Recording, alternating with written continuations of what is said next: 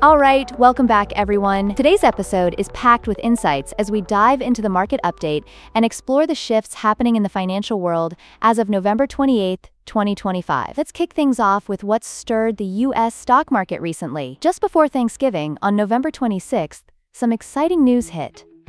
The Federal Reserve lowered interest rates by 25 basis points on October 29th. Fascinating, right?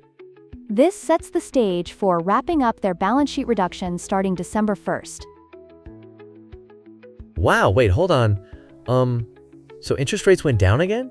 That's like super interesting. What does that actually mean for the average person trying to make sense of all this? Fantastic question. Think of lowering interest rates as making it cheaper to borrow money. Imagine you want to buy a new car. If interest rates drop, getting a loan for that car becomes less expensive. More people borrow money because it costs less, which, in turn, stimulates the economy. Now, while this is happening, the Consumer Price Index, or CPI, is sitting at about 3.0% year over year, which is higher than the Federal Reserve's target of 2%. This indicates that inflation is still at play. So more loans, more spending, but higher inflation?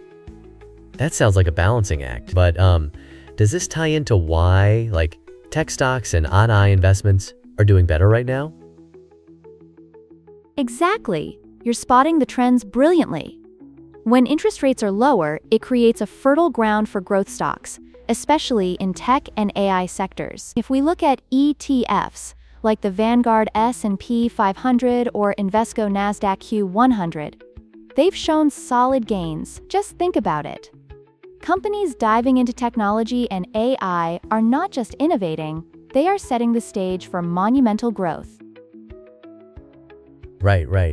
I heard Tesla and Nvidia stocks have been, super volatile. What's driving that volatility?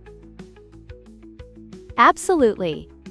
Tesla's stock, currently hovering around $426, is deeply affected by market expectations about AI and robotics. This creates a realm of speculation.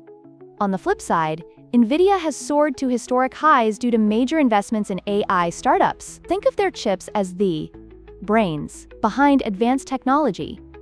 Kind of like how a super-fast computer can turbocharge your productivity in countless ways. Wow, it's like a race to the future. But what about crypto? I heard Bitcoin and Ethereum have been doing interesting things lately too. Yes, definitely. Bitcoin is currently around $91,500 and Ethereum's at about $3,060. The high volatility there is tied to short-term trading trends and market sentiment. The cryptocurrency market feels a bit like a roller coaster, doesn't it? The thrill comes not just from the ride itself, but also from understanding the inherent risks, especially as regulations tighten. Oh, wait. I remember hearing something about regulatory changes affecting stablecoins and crypto payments. Is that, true? You got it. Visa is making waves by expanding its stablecoin settlement services into new regions. Plus, Payhound just snagged an EU MiCA license, which is a big step for crypto payments. The regulatory landscape is shifting. Laws like the US Genius Act and the European MiCA are bringing clarity to stablecoin regulations. It's almost like athletes adapting to new training guidelines to stay competitive. That's a fascinating analogy.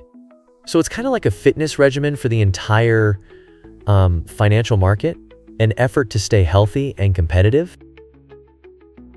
Exactly. While the environment is conducive to risk assets like stocks and crypto, declining interest rates, and improving liquidity, we also have to consider high valuations and economic uncertainties. It creates a sort of fragile market sentiment. Investors really must stay alert to regulatory developments as they navigate these complex waters. Got it. It sounds like investors are in for a bumpy ride, but also some promising opportunities? You've hit the nail on the head. It's a delicate balancing act, like walking a tightrope. Success comes from staying informed, reacting appropriately, and seizing opportunities as they arise. Wow, I can't wait to see how all this unfolds. Thanks for breaking it down in such an engaging way.